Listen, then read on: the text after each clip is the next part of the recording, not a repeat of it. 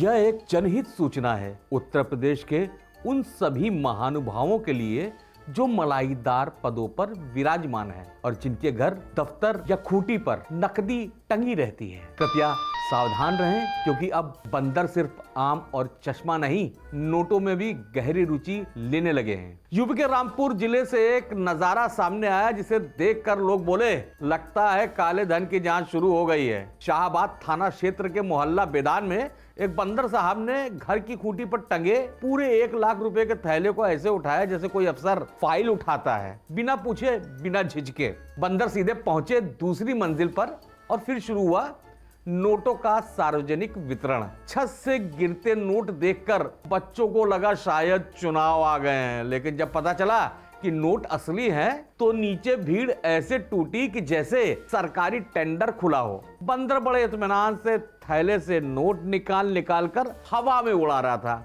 मानो कह रहा हो हम तो सिर्फ अभ्यास कर रहे हैं, असल मलाई तो कहीं और टंगी है। वैसे ये कोई पहली बार नहीं है। शाहबाद में इससे पहले डायल 112 के पुलिस कर्मियों का वॉलेट बंदर लेकर पेड़ पर चढ़ चुका है और नोट बरसा चुका है। इसी तरह तहसील में बैनामा कराने आए साहब के पास से 1.5 लाख रुपए भी बंदरों के हाथ लग चुके हैं। यानी साफ है कि बंदर अब अनुभवहीन नहीं रहे।